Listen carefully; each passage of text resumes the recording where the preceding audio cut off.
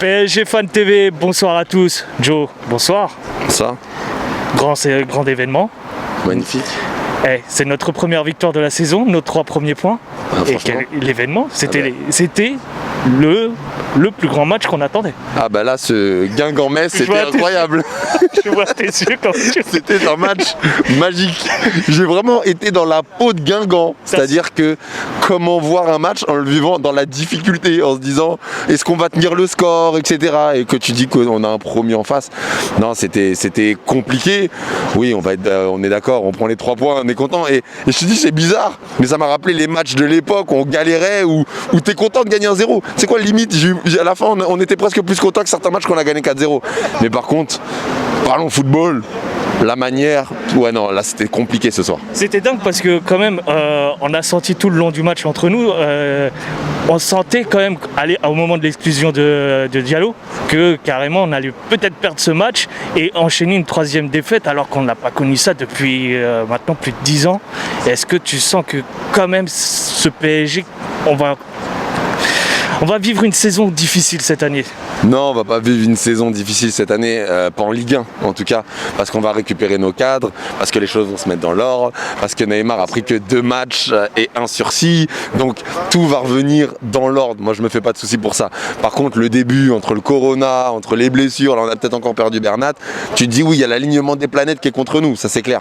Et quand Diallo est sorti, oui effectivement tu pouvais dire qu'on pouvait perdre. En tout cas je ne nous voyais plus gagner, je t'avoue, je me suis dit bon, on est tellement maigre offensivement, c'était un jeu qui est apathique. Enfin, nous qui avons l'habitude tous quand on regarde le match d'être un peu à fond dedans, bah là ça se regardait à gauche, ça regardait le verre qu'on buvait, enfin ça n'avait rien à voir. C'était vraiment, il n'y a pas d'intensité dans ce match-là.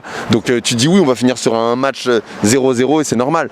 Quand Diallo est sorti, je me suis dit bon, ça fait 4 cartons rouges en 2 matchs, ça commence à faire beaucoup. Qu'est-ce qu'on va mettre en charnière? Parce que là, même si Tourelle, encore une fois, je ne le porte pas dans mon cœur, l'équation elle devient très compliquée déjà pour Nice.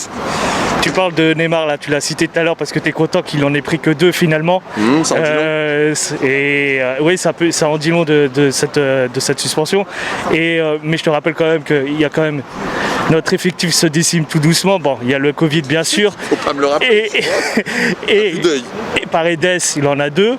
Et surtout Kurzawa qui en a 6. Ça c'est la bonne nouvelle ça. C'est la bonne nouvelle.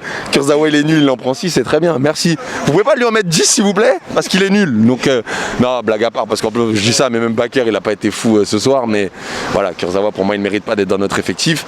Mais non, je suis quand même content de savoir qu'on va avoir quelques cas qui reviennent, mais après si tu regardes, enfin là c'est incroyable ce qui se passe au PSG. On va pas faire l'apologie de tout ce qu'on a, mais entre les blessés, les covidés, ceux qui reviennent les suspendus, c'est là on a une équipe qui est fantomatique, vraiment. Pourtant on est quand même face à l'équipe de Metz et je vais parler quand même des noms qu'il y a sur le terrain. De côté parisien, ce ne sont pas quand même, c'est des noms assez importants et puis connus dans le monde, dans le milieu du foot. Dans le monde de l'Île-de-France.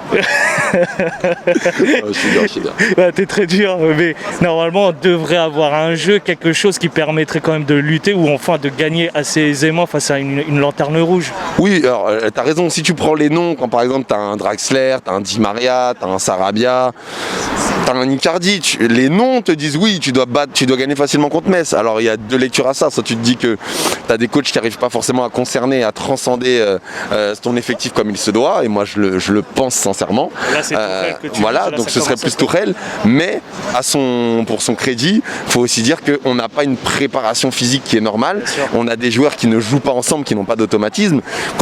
Je le dis toujours déjà en fait avec Tourelle, mais là malheureusement il n'a pas le choix avec tous les blessés qu'on a et les suspendus et autres, on n'a pas d'automatisme. Donc à un moment t'as pas d'automatisme, tu peux mettre des individualités qui sont très fortes, qui jouent jamais ensemble, face à une équipe un peu nulle, qui a des automatismes, tu verras toujours la difficulté. C'est ce qu'on a vu contre Lens, c'est ce qu'on a vu contre Metz, c'est même ce qu'on a vu contre Marseille parce que ça manquait de rythme et de réflexe de jeu. Donc c'est normal, le football c'est un sport collectif avant tout. Un dernier mot, est-ce que Leonardo doit travailler sur le mercato réellement et concrètement, parce que là en ce moment on s'approche quand même à la fin de mercato, est-ce que des noms et surtout des secteurs doivent être travaillés et échangés? C'est une vraie question. Est-ce qu'on a besoin? Est-ce que toi tu viserais principalement un secteur?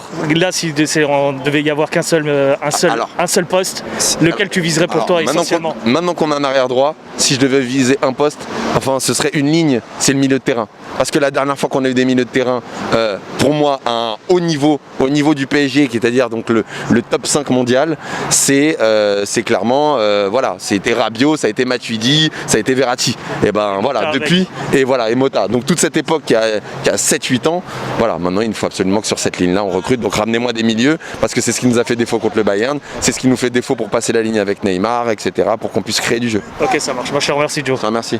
Ciao.